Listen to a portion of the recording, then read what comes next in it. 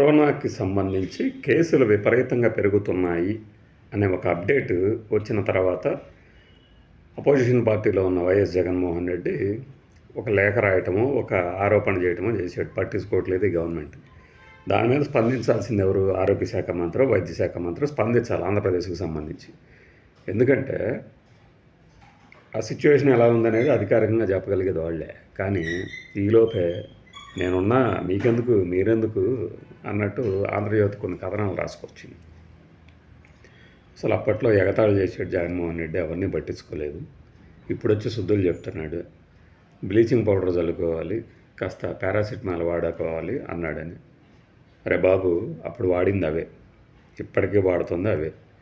ఇలా ఆ రోజు జగన్మోహన్ రెడ్డిని విమర్శించినటువంటి కొంతమంది మిత్రులు మా ఛానల్ తాలూకు ఒక ప్రకృతి వనంలో గనక ట్రీట్మెంట్ ఇప్పించినప్పుడు ఏం వాడారా నీకు అంటే అవే చెప్పారు, పారాసిటమాలే ఇచ్చారని.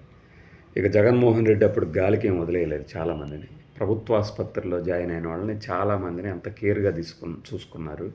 ఇంటికి పంపించేటప్పుడు డబ్బులు ఇచ్చి, కిట్ ఇచ్చి కూడా పంపించారు. స్వయంగా మా బంధువుల్లో కూడా ఉన్నారు సర్వైవ్ అయిన వాళ్ళు. అలాంటిది ఆ ప్రభుత్వం మీద కరోనా టైంలో వాలంటీర్ల వ్యవస్థ ద్వారా ఎంత గొప్పగా చేశారనేది అనుభవించిన వాళ్ళకి తెలుస్తుంది. అనుభవించని వెధవలకి ఇలాంటి, పైగా హైదరాబాద్లో కూర్చొని వీడు ఆంధ్రప్రదేశ్లో ఏం పరిస్థితి ఉందనేది రాస్తాడనమాట. అప్పుడు వాళ్ళ విలేకరులను అడిగినా తెలుస్తుంది. ఇంకొక విషయం, వాళ్ళ విలేకరులు కాదు, ఆ పత్రిక, ఆ ఛానల్ ఎంతమందిని తీసేసింది కాస్ట్ కటింగ్ పేరుతో, ఎన్ని ఎడిషన్లు మూసేసింది, ఇవన్నీ వాళ్ళకి తెలుస్తాయి. అది వదిలేసి ఈ రోజున శుద్ధులు చెప్తున్నాడు జగన్మోహన్ రెడ్డి అనడం కరెక్ట్ కాదు. ఈ ఒక్క విషయంలో అయినా నాతో ఏకీభవించాలి ఎవరైనా. ఎందుకంటే కరోనా టైంలో ప్రైవేట్ ఆసుపత్రులు ఎలా దోచుకున్నారు, అలా దోచుకున్న వాళ్ళే హైదరాబాద్ ఎంపీగా ఎలా పోటీ చేయగలిగారు, ఓడిపోయిందనుకోండి, అది తెలిసిన వాళ్ళకి తెలుస్తుంది. కరోనా టైంలో ప్రభుత్వ ఆసుపత్రుల్లో ట్రీట్మెంట్ ఎలా ఉంది, ప్రైవేట్ ఆసుపత్రులు వాళ్ళ దోపిడీకి గురయ్యి వాళ్ళు అప్పుడు దాకా దాచిపెట్టుకున్న 1-2 లక్షలు కూడా ఎలా ఖర్చు అయిపోయినాయి ఆ కుటుంబాలను అడిగితే చెప్తాయి. తెలియకుండా ఊరికనే రెండవ దశలో కరోనా తీవ్రంగా ఉండదట, రెండవ దశలో వచ్చే కరోనా తీవ్రంగా ఉండదట ఈయన చెప్తున్నాడు. నేను ఇదే ఛాలెంజ్ చేస్తున్నాను. మనం కరోనాని అధిగమించి బయట బతకడం నేర్చుకున్నాం తప్పితే ఆ ప్రమాదం అలానే ఉంది.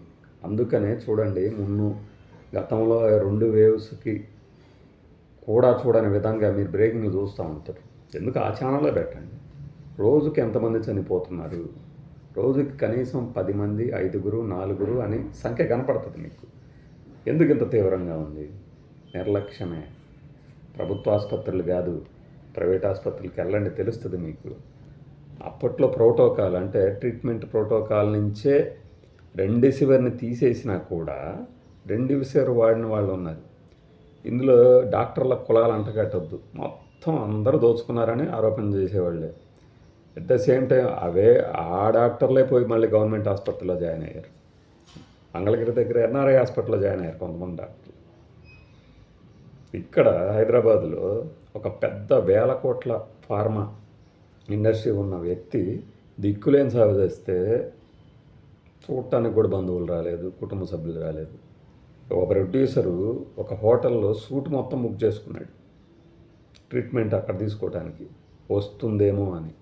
నిన్ననే ఒక ఆయన చెప్తున్నాడు, అలా మిర్యాలగూడకు సంబంధించిన ఒక వ్యక్తి భార్య ప్రెగ్నెంట్, ఏమన్నా అవుతుందేమోనని 10 రెమ్డెసివిర్ ఇంజక్షన్లు దాచిపెట్టుకున్నాడట. ఇంకా అక్కడ జరిగిన దోపిడీ, రెమ్డెసివిర్లు మన దగ్గర ఉన్నాయనుకున్నా కూడా లేదు మా దగ్గర ఉన్నాయే వాడాలని బిల్లు వేసిన వాళ్ళు ఉన్నారు. అలాంటి స్థితికి ఇప్పుడు మీరు ప్రైవేట్ ఆసుపత్రికి కనుక వెళ్తే ఏం జరుగుతుందో చూడండి. ఊరికే వాడెవడో చెప్తున్నాడు భయపడక్కర్లేదని చెప్పేసి వాడి మాట విని వీళ్ళు ఇంతే అంటారులే అని లైట్ తీసుకున్నారంటే మీ కష్టార్జితం మొత్తం గోవిందా. వెళ్ళి చూడండి, చిన్న టెస్ట్ చేయించుకోండి. ముందు కోవిడ్ టెస్ట్ రాస్తారు ప్రైవేట్ ఆసుపత్రులు ఇప్పుడు. ఎందుకంటే మీకు జలుబు, దగ్గు, జ్వరం ఉంది కదా, డౌట్ అని పొరపాటున పాజిటివ్ వచ్చిందా ఇక మీ సొమ్మంతా ఖాళీ చేస్తారు. అందుకనే జాగ్రత్తగా ఉండాలి. జగన్ అప్రమత్తం చేస్తే తప్పేంటి? లేదు మేము ఇలానే ఉంటాం అంటారా? మరి అప్పట్లో మున్సిపాలిటీ ఎన్నికలను ఎందుకు వాయిదా వేసాడు ఆయన మార్చిలోనే? ఏమీ లేకపోయినా కూడా ఇప్పుడు ఎందుకు సభలకి అనుమతి ఇచ్చేస్తున్నారు? రోజుకి వేలు నమోదు కాబోతున్నాయి. ఇది ఎవరిని భయపెట్టడానికి భయభ్రాంతులకి గురి చేయడానికే కాదు, ఇది విస్తరిస్తున్న తీరును వివరించడం. డబ్ల్యూహెచ్ఓ సంగతి పక్కన పెడితే మనకి ఇక్కడ నేషనల్ డిసీజ్ కంట్రోల్ ఒకటి, అలానే international council for medical council research ఒకటి, ఐసీఎంఆర్ ఒకటి, అలానే ఇంకొన్ని సంస్థలన్నీ కలిసి ఈ కోవిడ్ కొత్త వేరియంట్ తాలూకు వ్యాప్తిని అంచనా వేస్తున్నాయి, పర్యవేక్షిస్తున్నాయి. వాళ్ళు చెప్పేదాన్ని ఆచరిస్తారా, లేకపోతే రాజకీయ పరంగా అప్పట్లో గాలికి వదిలేసాడైనా ఇప్పుడు మాత్రం శుద్ధులు చెప్తున్నాడు అనే ఒక, నేనైతే ఏం చెప్తానంటే వీడికి చదువు సంస్కారం లేని వెధవలు ఎట్లా రాస్తారండి. ఒక వ్యాధి గురించి హెచ్చరిస్తే తప్పేంటి? పైగా ఇప్పుడు గతంలో ఉన్న వ్యవస్థ కూడా లేదు కదా మనకి, ఇంటింటికి తీసుకొచ్చి మందులు అందించే సౌకర్యం. సచ్చినట్టు మీరు ఆసుపత్రికి వెళ్ళాల్సిందే. ప్రభుత్వ ఆసుపత్రుల తీరు అప్పుడు ఎలా ఉంది, ఇప్పుడు ఎలా ఉంటుంది? కరోనా టైంలో భారతదేశంలోని ప్రతి ప్రభుత్వ ఆసుపత్రి అద్భుతంగా పనిచేసింది, వాళ్ళ సత్తాకి నిదర్శనంగా నిలిచాయి. అసలు మన వ్యవస్థ తట్టుకోగలదా లేదా అని మిగతా దేశాలు ఆశ్చర్యం వ్యక్తం చేసినప్పుడు, అనుమానం వ్యక్తం చేసినప్పుడు మన సత్తా నిరూపించాం. ఎస్, క్రైసిస్లో మనం నిలబడగలము. కానీ ఇప్పుడు మళ్ళీ మారిపోయింది సిచ్యువేషను.